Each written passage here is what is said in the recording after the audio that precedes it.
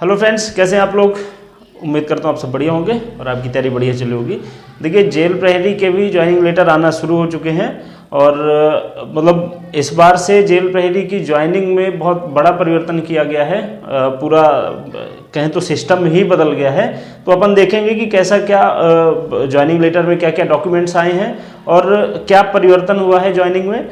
मैंने आपको बता ही दिया था बहुत पहले कि फॉरेस्ट गार्ड की ज्वाइनिंग तो लगभग शुरू ही हो गई है। जेल प्रहरी का था तो अभी तक क्या था कि सर्किल वाइज ज्वाइनिंग होती थी, लेकिन अभी इस बार से हेडक्वार्टर लेवल पे ज्वाइनिंग शुरू करने का इन्होंने निर्णय लिया है, इसलिए सबकी ज्वाइनिंग एक साथ हो जाएगी।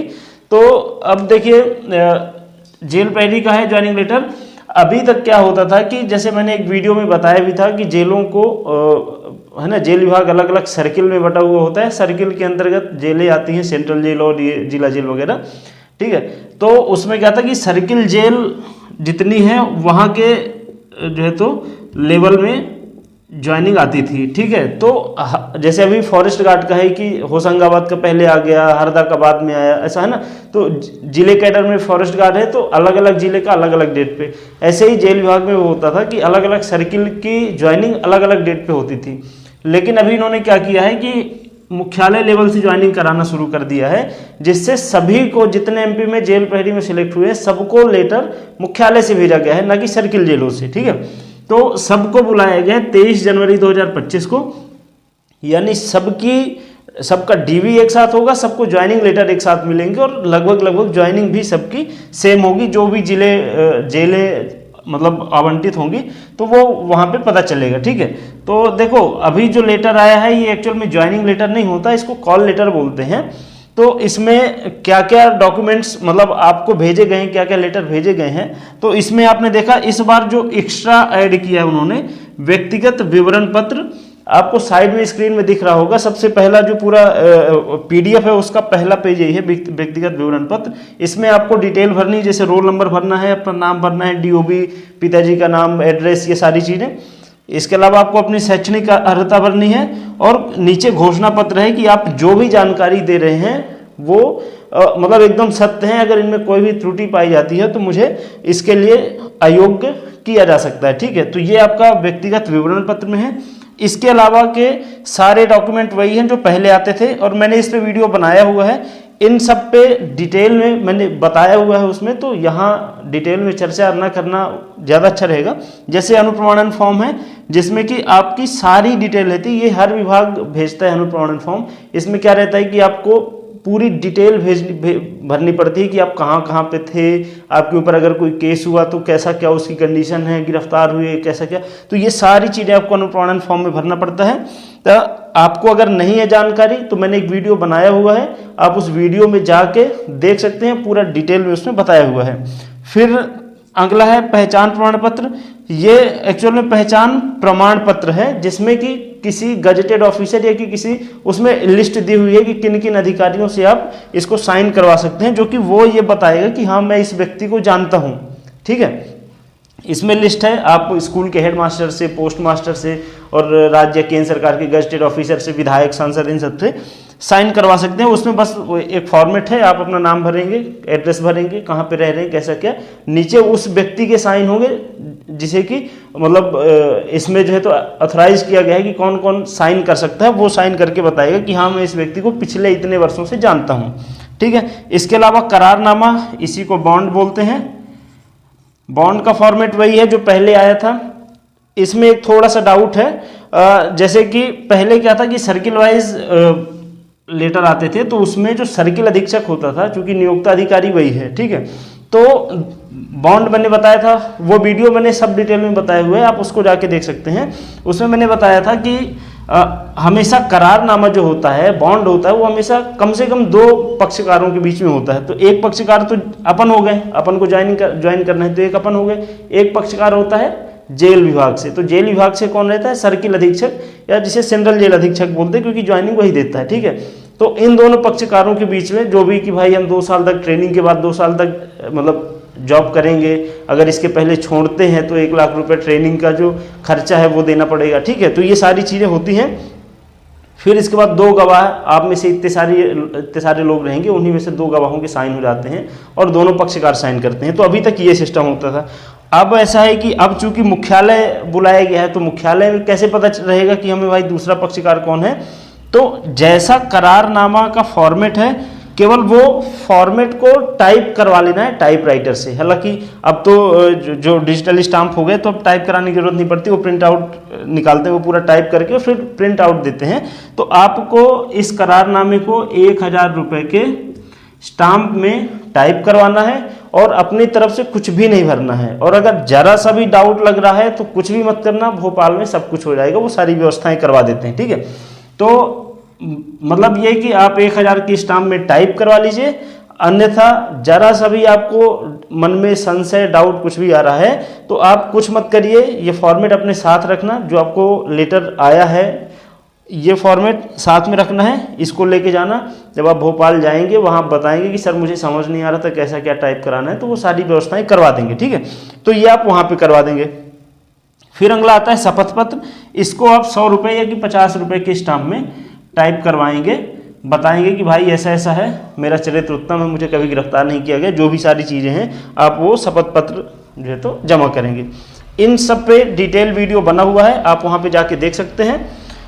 इसके अलावा देखो डॉक्यूमेंट्स क्या क्या मांगे गए हैं। तो जैसा फॉरेस्ट गार्ड में मैंने बताया था कि आपके जो बेसिक क्वालिफिकेशंस हैं उनकी सारी फोटोकॉपी और ओरिजिनल भी लगेगा, डोमिसाइल लगेगा, कास्ट सर्टिफिकेट लगेगा, EWS लगेगा, आधार कार्ड लगेगा। ध्यान रखना, इन्होंने साफ साफ आधार कार्ड मेंशन कर रखा है ना, तो आप ये ध्यान रखना। कोई अब कमेंट करते हैं सर पैन कार्ड चल जाएगा, ड्राइविंग लाइसेंस चल जाएगा, देखो उनने लिख रखा है आधार कार्ड। अब उनके ऊपर है कि वो आधार के अलावा दूसरे को मान्य करते हैं या नहीं करते, लेकिन आधार उन्होंने साफ साफ लिख रखा है। इसके अलावा रोजगार का, तो रोजगार में ऐसा है कि आपने जब फॉर्म भरा था, ठीक है, 3 स्थितियां बनती हैं। एक, आपने जब फॉर्म भरा था वही वाला आपका अभी तक जीवित है तो कोई दिक्कत नहीं है। दूसरा, अगर आपने उस टाइम पे जीवित था लेकिन अब एक्सपायर हो गया है और आपने दूसरा बनवाया है, ऐसी स्थिति में आपको पुराना भी लेके जाना है, नया भी लेके जाना है, बताना है कि सर ये एक्सपायर हो गया था, मैं रिन्यू नहीं करा पाया, इसलिए दूसरा बनवाया है। ठीक है, दो स्थितियां हैं। और या तो आपका करंट वाला है, तो अब चूंकि एक बार आपका DB हो चुका है ना फिजिकल के टाइम पे, तो करंट पुराना वाला गुम गया है, केवल नया वाला है, तो उसको लेके जाइए, वहाँ एफिडेविट वगैरह भरवाएंगे, काम चल जाएगा। ठीक है, तो ये चीज़ें आपकी रहेंगी। ऐसे ही EWS में भी वही स्थिति बनती है। अब एक भाई ने मैसेज किया था कि सर मैंने जिस टाइम पे फॉर्म भरा था उस टाइम पे मैं EWS कैटेगरी में था, लेकिन अब चूंकि मेरे पापा की सैलरी वगैरह बढ़ गई, इनकम बढ़ गई, इस वजह से मैं अब EWS में नहीं हूँ। तो आपने जिस वित्तीय वर्ष में फॉर्म भरा था उस वित्तीय वर्ष का EWS आपके पास होना चाहिए, क्योंकि आपने जब फॉर्म भरा था उस टाइम पे आप गरीब थे, EWS के लिए पात्र थे या नहीं थे, वो इंपॉर्टेंट है। वर्तमान में है नहीं है इससे कोई दिक्कत नहीं, लेकिन उस टाइम का आपके पास होना चाहिए। ठीक है, ये आपके डॉक्यूमेंट के हैं मेन।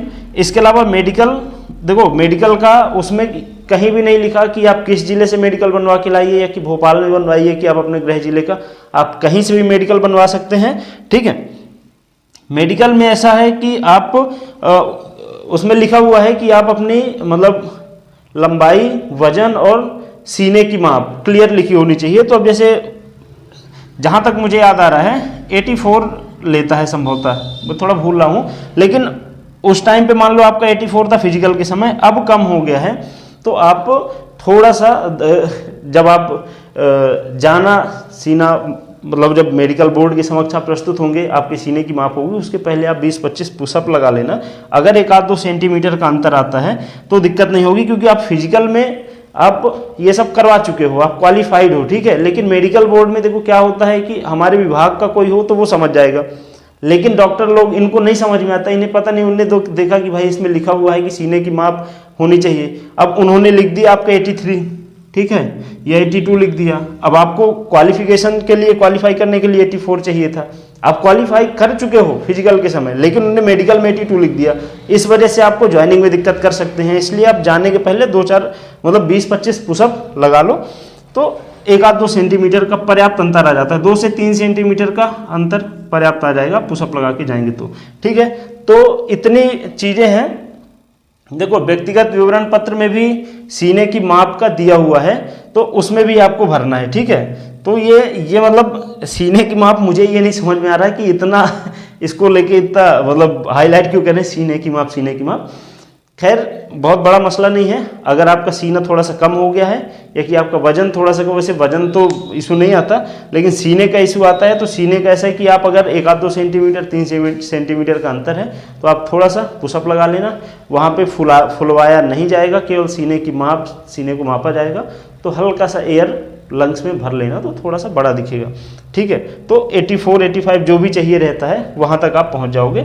इसके अलावा मुझे नहीं लगता कि अब कोई डाउट वाली चीज़ है इसमें। करारनामा का है तो आप, मैंने बता दिया है कि फॉर्मेट को टाइप करवा लेना 1000 रुपये के स्टाम्प में, ठीक है। जैसे प्रथम पक्षकार, द्वितीय पक्षकार, वहाँ पे डैश डैश डैश तो छुड़वाते हैं, फिर वो पेन से भरना पड़ता है, तो ये करवा लेना। थोड़ा सा भी डाउट लग रहा है तो भोपाल में टाइप करवाना, ठीक है। वहाँ भी व्यवस्थाएं रहती हैं जनरली। देखो अब वहाँ तो एक साथ 200-300 लड़के आने वाले हैं। सर्किल जेलों तक में व्यवस्थाएं करके रखते थे कि पहले से ही स्टाम्प वगैरह और टाइपराइटर वगैरह मंगवा लिया जाता था, ताकि वहीं की वहीं टाइप करवा के, और मतलब किसी को दिक्कत ना हो, ठीक है। तो मुख्यालय में भी ये व्यवस्थाएं हो जाएंगी, कोई समस्या नहीं है। आप मेडिकल बनवा लेना, मेडिकल किसी भी जिले का होगा चल जाएगा, कोई दिक्कत नहीं है, कोई दिक्कत नहीं है, ठीक है। और ठीक है, सभी को ऑल द बेस्ट, ज्वाइन करिए।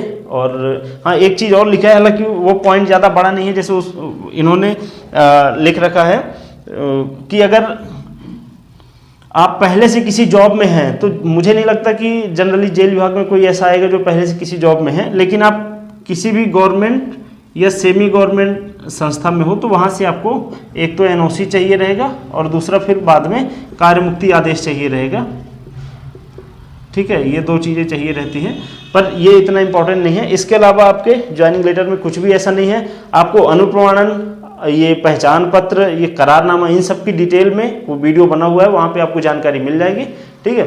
तो आई होप कि वीडियो अच्छा लगा होगा। चैनल पर अगर नए हैं तो सब्सक्राइब कर लीजिए। मिलते हैं अगले वीडियो में, तब तक अपना ख्याल रखिए। नमस्कार।